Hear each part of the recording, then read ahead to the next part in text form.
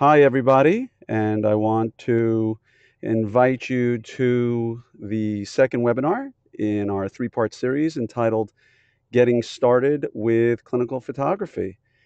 Uh, my name is Glen Krieger. Many of you, I recognize the names from the last presentation I gave. I promise you I will keep this short and sweet. I know how busy all of you are, and I want to keep this as packed as I can with information so that this isn't a waste of your time. The name of tonight's presentation is 5 ways to use your dental camera system for maximum efficiency. You should all know that this is being recorded and will be up on our blog and our website. So if you want to view this with your team members for any reason or just to refresh it yourself, it'll always be there. So I want to say thank you to all of you for showing up. I know you have busy lives and there's a lot going on, and I'll try to make this worth your while.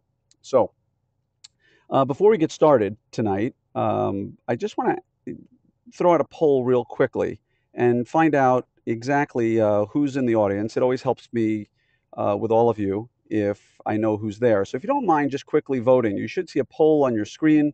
Uh, wow, you guys are cooking through this. 50, 60% of you have already voted. Uh, those of you who have not, I would greatly appreciate it if you wouldn't mind just clicking that little button. I'm going to close it in, I don't know, about 5 more seconds because I don't want to waste your time.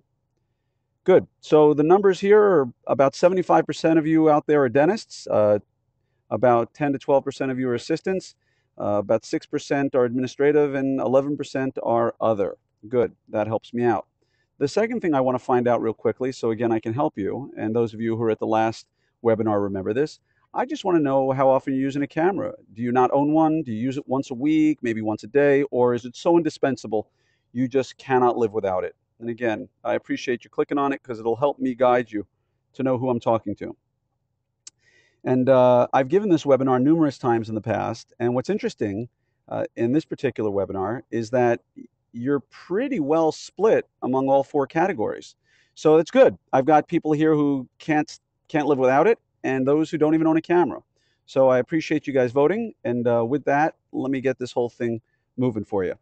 So let me just tell you a little bit about myself because there are a number of you out there who did not see the last webinar and don't know anything about me.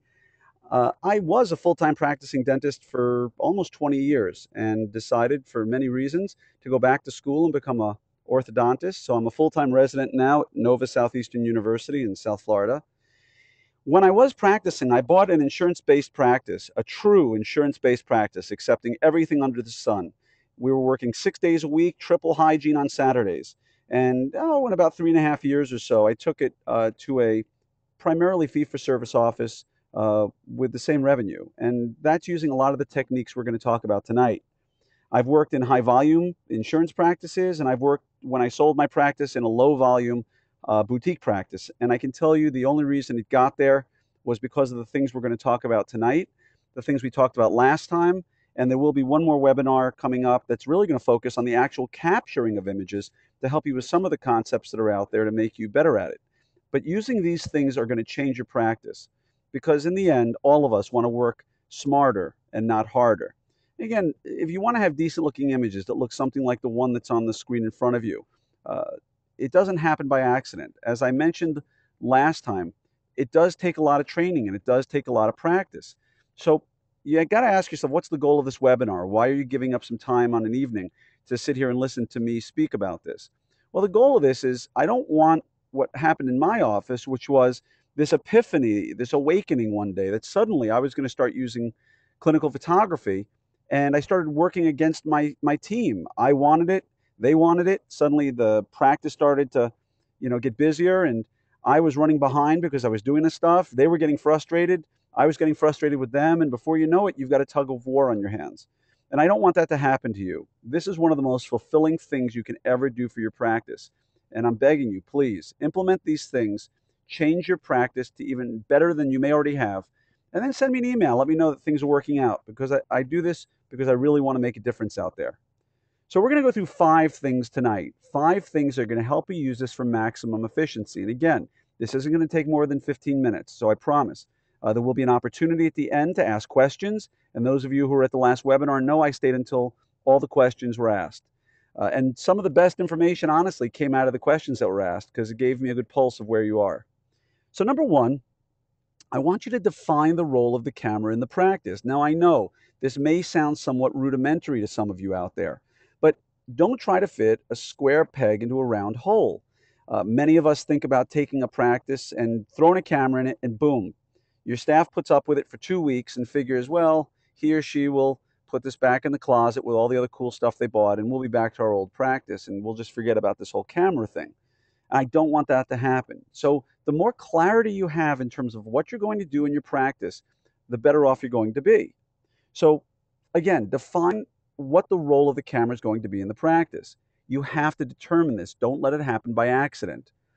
I want you to make an accounting of your hardware to start because invariably, and I love it, after the last webinar, I got maybe 15 to 20 emails, which I always invite, that asked me, hey, I've got this camera with this flash and this lens, and what do you think about it? Will it work?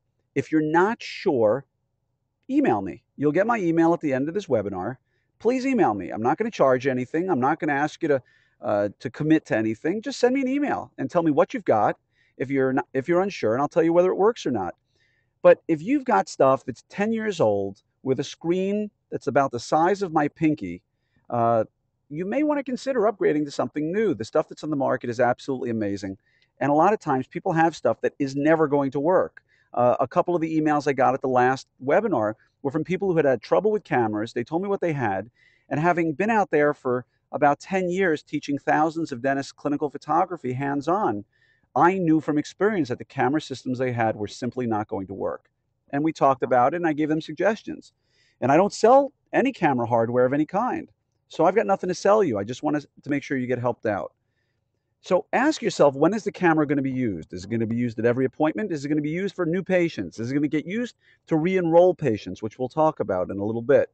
Think about this and put this down on paper. My hope is that you're doing team meetings at some periodic interval so that you can sit down as a team and go through these things.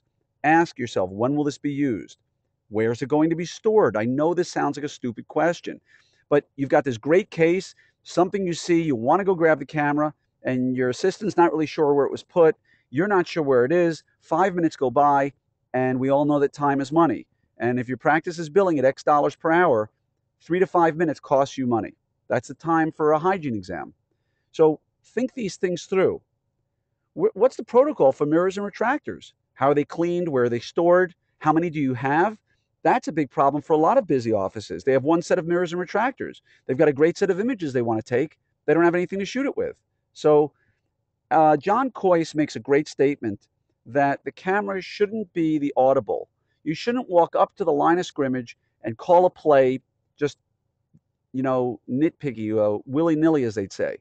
You want to have a play in the huddle that you've designed, that you go to the line of scrimmage and you play. So have a protocol for all these things. Know what you're going to do with them, because if you don't, I guarantee you this is going to fall by the wayside. You can't skip this. You've got to define the role. So sit down at a team meeting with your entire team, show them this webinar so they know you're not making this up, and sit down and determine, when are you going to use it, who are you going to use it on, and we're going to talk about a few more things in another minute that are also going to be important. But all the questions I just pointed out are things that people generally don't think about when they think about using a camera. So step number 2 is we've got to get your team involved. And for many people, they're not really sure how to do this. So let's talk about that a little bit. As I mentioned, you've got to have team meetings and you've got to discuss this.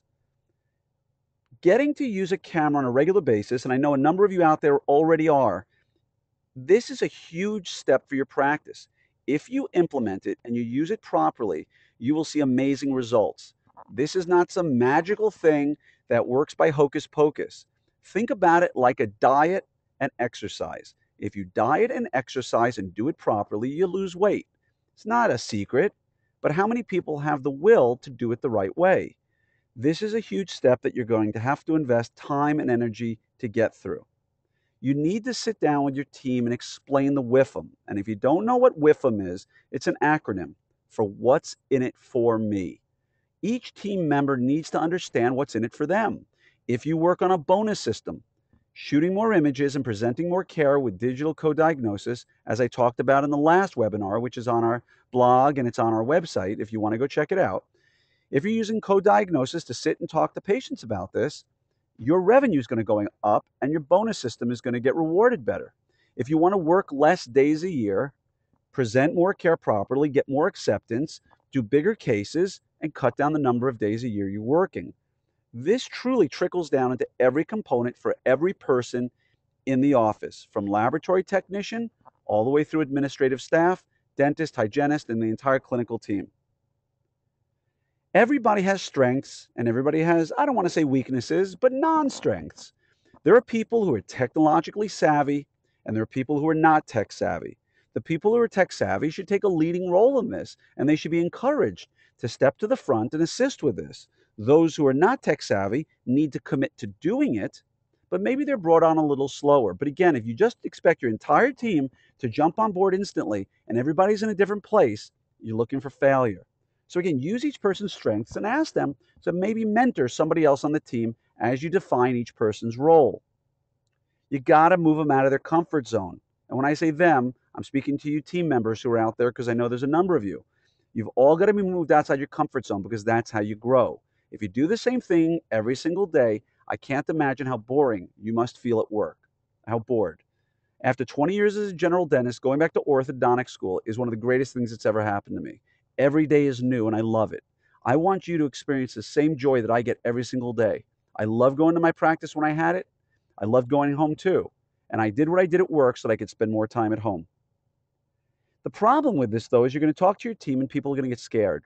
And you know those people out there, I call them the Eeyores, you know, from Winnie the Pooh, Eeyore, the donkey, who's always in a miserable mood. He's a sourpuss, and he always is complaining. And you're going to have people on your team, if you don't already, you may have them there, who are going to say, oh, I don't want to use a camera. Oh, it's going to slow things down. Oh, you want an hour for records, which I talked about at the last webinar? Tell them to please be quiet or get them off your team.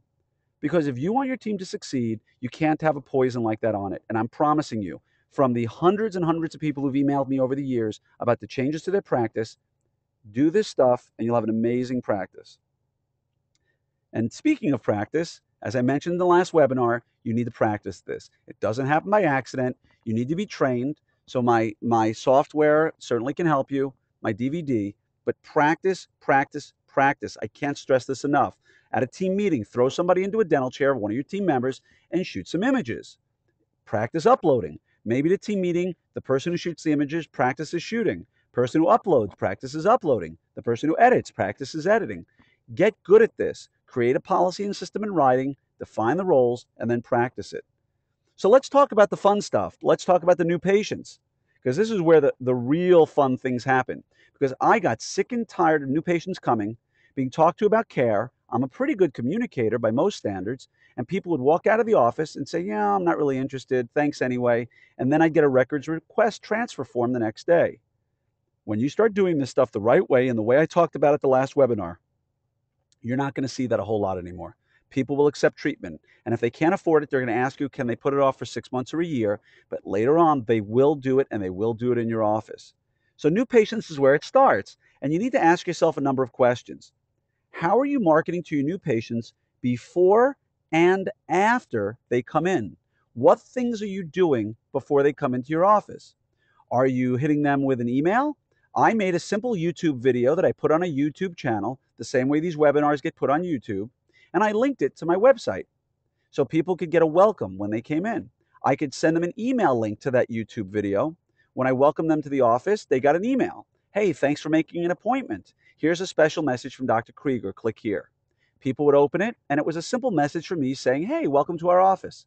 I look forward to seeing you. If you have any questions, here's my email, and it was on the bottom of the screen.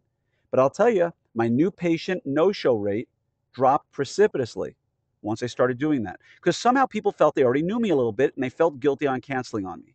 I can't tell you scientifically that's the reason, but I can guess that's probably what happened. At Thanksgiving and at Christmas, I sent out thank yous to my patients in 30-second not webinars, 30-second YouTube videos. The same way, I put it on my YouTube channel and emailed it them as a link. For 2 months after Thanksgiving, people were thanking me for the simple thank you message I sent them that was 30 seconds long. So think about the way you're marketing to your patients, both before and after. And later on down the road, at some point, I will do a webinar on all the cool digital ways that you can grow your practice with things like iDVD in the office, which is an amazing program that's cheap, simple, and better than any Casey system because they're your cases. We'll talk about that at another webinar down the road. You got to ask yourself, what's your new patient process? Do people come in, just show up, somebody throws a clipboard down at them? How does it work? If you've been to a physician's office, have you asked yourself, wait a minute, if I practice like this person, would I even still be in business? The old paradigm of just opening your doors and having people flood in and do everything you recommend is gone. So how do you create your new patient process? How are people treated when they walk into your office? Are they given coffee, tea? Are they walked to the consult room? We talked about a lot of this at the last webinar, so I'm not going to stay on this for a while. But again, as I mentioned before, if you think case acceptance starts when you sit in the consult room, you're mistaken. It starts when they pick up the phone and call your office, and you need to be acutely aware of everything you do from that point forward. So please keep an eye on those things. Figure out where in the process pictures are going to be taken and presented. Now, I'm not a fan, as I mentioned last time, of the hygienist seeing the patient first.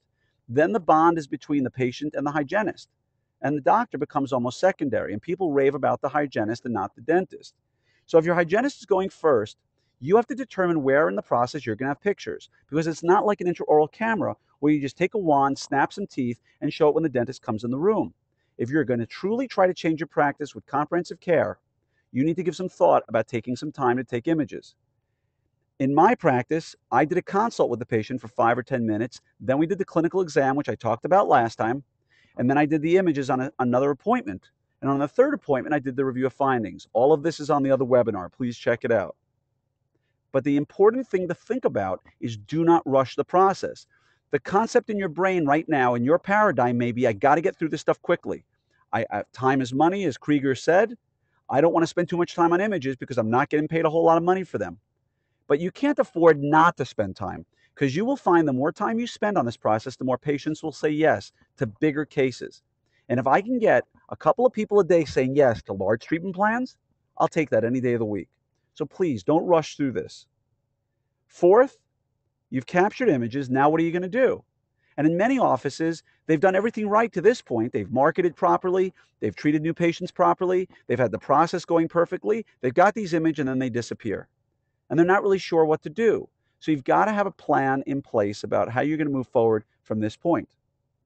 How are you going to get the images from the camera to the computer? Now, there's Wi-Fi, right? You can use the new iFi card, EYE-Fi card, that's been around for years, and it's kind of cool. And again, if you go to my blog, which is different than my website, I cover all new technologies, and that's one of the things that's on my blog. And I'll give you the address when we're done here. Go check it out. It's kind of cool. But as far as I'm concerned, it's a little bit of a waste of time, because if that technology breaks down, you can be screwed up for 15, 20 minutes. So why not have multiple cards? Shoot the pictures on your card, give the card to an assistant whose job it is to go create a folder and upload. And I talked last time about why I don't use practice management software to store my images. Have them uploaded and pop another card in and go to the next patient. It's not a big deal. I know many of you out there, and try not to laugh when I say this, probably have cards with images from last year on them still. Upload them, whether you're showing them to a patient or not. Upload the images, put them on the computer, then erase them. You wouldn't take chart notes and think about them for 6 months and then say, you know what, I think I'm going to write them down today. These are legal binding records. Upload it to the patient's chart, so if you get asked a question tomorrow, let's say 2 weeks from now, a patient decides to call an attorney for whatever reason, and they subpoena your records, and they see that the pictures were put in 2 weeks after the appointment. It's not going to look very good for you. So you got to think about how you're going to get them from the camera to the computer. And I'm not a fan of a cord because it's slow and it's wear and tear on your camera. So just take the card out, give it to your assistant or administrative staff, put a new card in. How are you going to store them? Now, we talked last time. I'm a big fan of Windows Explorer. It's a database management program. It works beautifully. I'm not going to get into the details of how to use it tonight. If people are interested in email me down the road, I can have a webinar on how I store images, because that's a webinar in and of itself, but it's so easy and it's free, as I mentioned last time. Who's going to be in charge of each part of the process? Somebody's got to be in charge of uploading the images. Somebody has to be in charge of editing the images. Somebody has to be in charge of making the PowerPoint or keynote. And somebody has to be in charge of making sure that these things are done well in advance of when the patient is coming in. Now, generally, it can be one person, it can be four people, but you're starting to get the gist about kind of why we need a plan in place. Where are you going to do the presentations? Is it going to be chairside? Is it going to be in a consult room? I'm a big fan of consult rooms, as I talked about last time. So I recommend that. But if not, are you going to have one room that's dedicated just to this sort of thing? Think about these things. They don't happen by accident. But most importantly, enjoy this process. You're not drilling, there's no smoke rising from someone's mouth, there's no scalpel being picked up, there's no barbed brooch being shoved down someone's canal. You're sitting back, eye to eye, knee to knee with somebody who's ready, willing, and able to pay you for what you were trained to do. So enjoy it. Look at this as an opportunity to change your practice forever, because that's what it is. And I know it sounds campy, but when people smile before they answer the phone, they sound happier on the phone. That's scientific, it's been proven. When you walk into a room to do this and you enjoy the process, the person on the other side of the table will understand that and appreciate it, and you will see better acceptance of your treatment plan. And last but not least, and this is a game changer, this one can change your practice without doing anything else. I once knew a dentist who shut down their practice to new patients for a year. And in that time period, they didn't take one new patient because all they were doing was re enrolling. I would not recommend you do that, because starting up the machinery of getting new patients can be tough when you've been telling people for a year that you're not taking patients. But this is huge. And when I say this, it means taking the people who are already in your practice, who've never been through this process before, and getting them to yes. So how do we do this? Well, you have to think about, where does it happen? It generally happens in the hygiene department, right? A patient's been coming in for years. Little Miss Johnson's a patient of yours, and you've been watching her. You see she's got some breakdown, but you feel bad for her because she's got a lot of payments for her kids in college. Maybe she tells you that her husband lost his job, but we don't have a right to judge their pocketbook. We have an obligation to judge their mouth. And if you went to a physician who saw what looked like maybe a suspicious lesion on your shoulder, and you had just talked about how you are now a full-time orthodontic resident at school and you didn't have any money, and they decided, I know Glenn is short on cash, and the lesion may not be anything to worry about. So you know what? I'm not going to say anything. I'm going to leave it alone, and we'll watch it till next time. If you found out that that happened, you'd be so angry. What right does that person have to judge me based on my money? Well, we do that to our patients, and I'm not pointing my finger at you. I did it for years. But we don't have a right to do that. Just because someone pulled up in a broken down car or says they've got two weddings to pay for doesn't mean I'm not going to present to them my best care every single time. And I'm not afraid of being rejected because I know I'm doing the right thing. I'm not making up treatment, I'm presenting my best. So re-enrollment happens in the hygiene department with these patients who you may be watching for years and years and years. And we'll talk about it in just a second, how you're going to talk to them. So what role does the hygienist play? The hygienist plays the major role. Now, you hygienists out there, don't roll your eyes right now and say, oh, great, one more thing for me to do. Trust me, it's very doable. And once you're put in the driver's seat of a hygiene check, it's going to feel really good. Now, I didn't make this stuff up on my own. I hired experts in the hygiene field who were hygienists to come in and help me with this.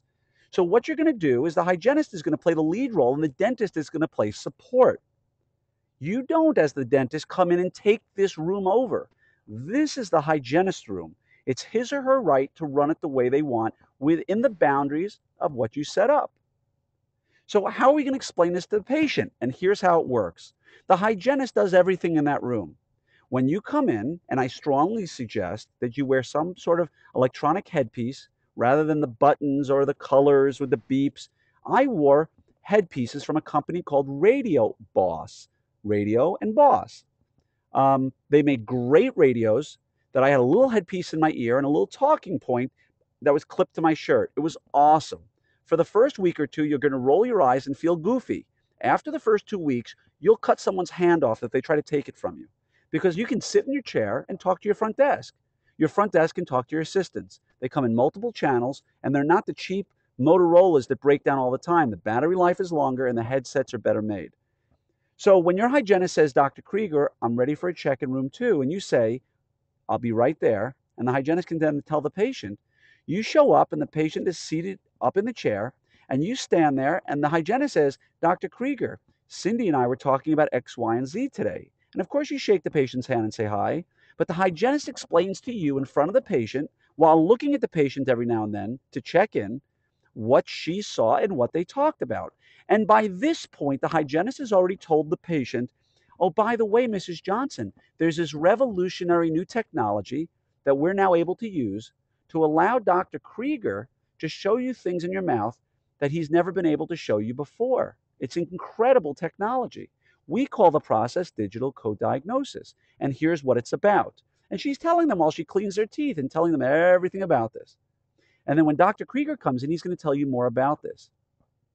You walk in the room, she tells you what they've taught. Oh, and by the way, Dr. Krieger, Mrs. Johnson and I talked about digital co-diagnosis, and I think she'd be an amazing candidate for it because I see a number of older restorations that look like they're beginning to break down. And I think she needs a little bit of information to make some good choices. That's it.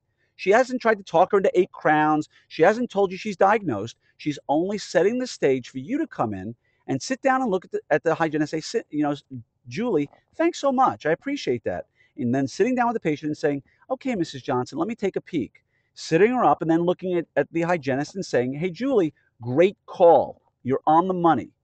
If you wouldn't mind talking to Mrs. Johnson when I leave so that we can get her back for the process, I'd greatly appreciate that. Mrs. Johnson, do you have any questions for me before I leave? Mrs. Johnson will look at you and say no because the hygienist has done her job. You get up and leave, and while she's finishing, she says, yeah, the next appointment's going to be for records, and all we're going to do is take some molds and some pictures of the teeth. And she's already explained to them that as an existing patient, they deserve to be treated as well as the new patients who now get this technology. And as long as your prices are fair, everybody will say yes. And can you imagine the amount of treatment you're going to have when you suddenly start re-enrolling all of your patients? Now, the problem is, again, dentists try to be the dentist and take over. We own that room. My hygienist works for me. Trust me, step back, let the hygienist run it. Spend your 3 to 5 minutes in the room, and your hygienist will love you. They will be happy to make a trade off with you. And if there are hygienists listening, please correct me later on if I'm wrong. They'll take the trade off of you being in the room for 3 to 5 minutes and getting your butt out of that room to allow them to explain it in a way that's comfortable for them so that they don't have to rush through the rest of the appointment because you took 25 minutes showing stuff to a patient. Trust me when I tell you, every hygienist I've ever talked to loves being in charge and basically throwing you out of the room, which you're happy to leave. So remember, this is a great little process, and you've got to use your team members to be able to do this. So I know I went a little long today. I apologize for that. And one more thing, this is the images I want you to shoot. This is the quality of what we're going to try to get you to do. And at the next appointment, at the next webinar, I'm going to talk more about some of the things, not all of them, obviously, because it's 15 minutes. And there's no way I can go all over it. But I'm going to show you some of the basics of how to get great images like this. But the one thing I want to tell you before we get to questions, and this is super important, do not re-enroll every patient every day. You'll never have enough room in your schedule to put all the treatment and all the review of findings that you're going to have. Choose the occasional patient that you talk about in the morning meeting, which I hope you're having. Pick a patient who you know has treatment you've been watching, and know going in that Cindy, the hygienist, or Julie, the hygienist, is going to talk about this. So when you come in, you pick it up seamlessly. Again, don't do this by accident. Make a plan. If you do that, this will be amazing for you. So as you all know from last time, I've got 2 DVDs. The first is devoted totally to composition, so it gets you those kind of images you just saw a second ago. It's the only one of its kind. It's in use over 15 countries. It's been over 5 years, and it works wonderfully. The second best thing to me being in your office, which I can't do anymore for training sessions, this is 45 minutes of nonstop, hands-on clinical photography, showing you everything, and it's applicable to any kind of camera. The second DVD, which is coming out in the next few weeks, it's brand new. People who've watched it really love it. It's called Getting Started with Clinical Photography. Shows you how to buy a lens, a camera, and a flash, but more importantly, how to set it up. What do all the settings mean?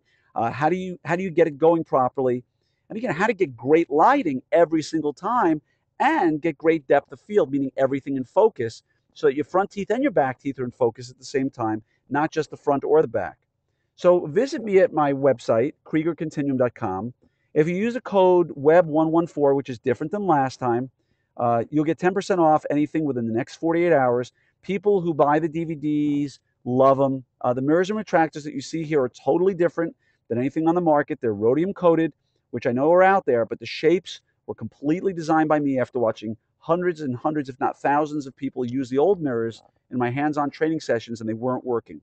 So my email address is glen@kriegercontinuum.com. So please hit me there if you have any questions.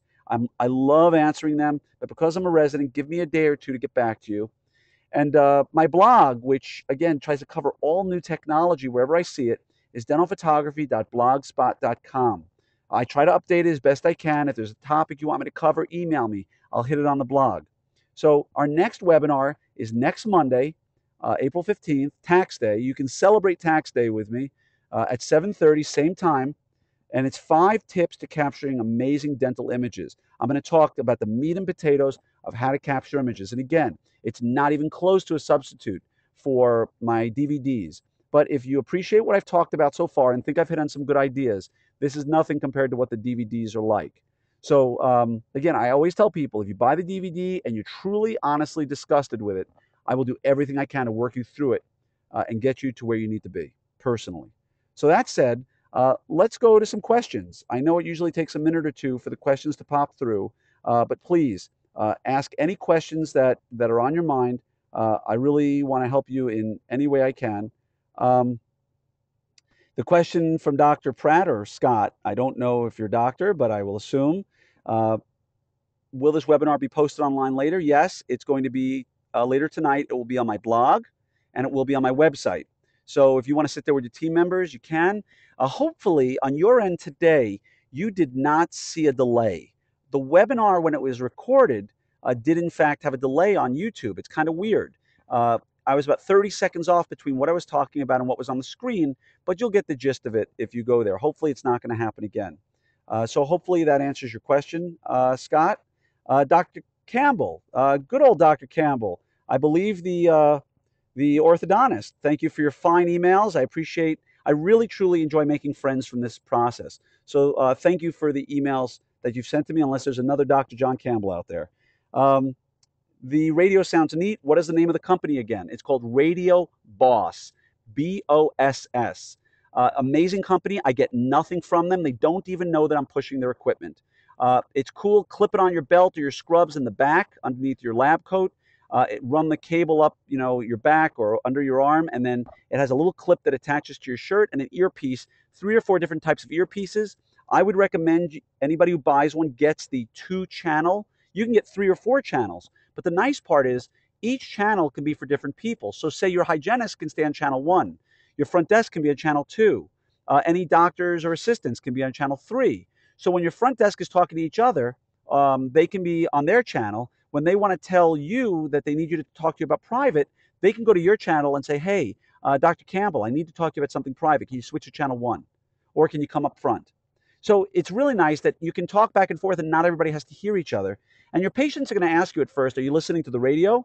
I don't know why they would think you're listening to the radio while you're working on them, but I guess in the society we live in, that's a possibility.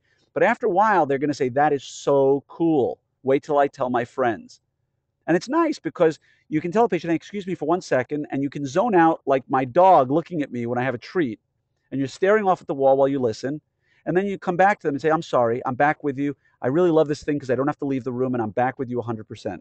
So patients love that, and it's called Radio Boss. A great company. They have no idea who I am, so don't tell them you were referred by me because it won't mean anything to them. I hope the name is pronounced Celio or Celio. Where can I see it again? And again, my blog, which is dentalphotography.blogspot.com. I'll go back. Let me see if I can go back to that page, and I'll leave it up there so that we can head back to that one page. Bear with me for just a second. And I think oops, I think it's right there. So Mr. Dr. Mrs. Celio, there it is.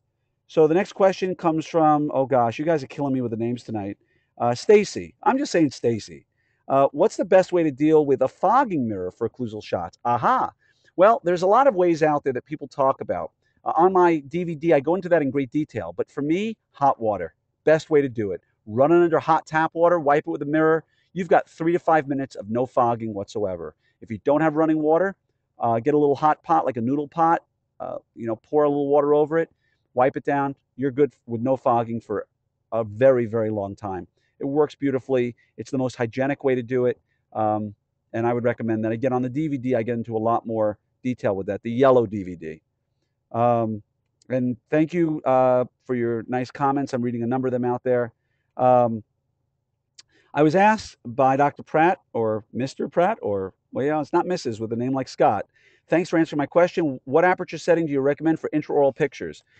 Well, again, you're asking a really good question about aperture, but the problem is there's no quick answer because it all depends on your f-stop, your setting for your ISO, for the speed that you're shooting at, how far away you are from the subject. And again, I get into that in great detail, a lot of detail, and also how that's going to affect your depth of field on the white DVD. And I'm not trying to evade your answer. As you've guessed, I love talking about answers, but this is one I can't give you, and it depends on your camera.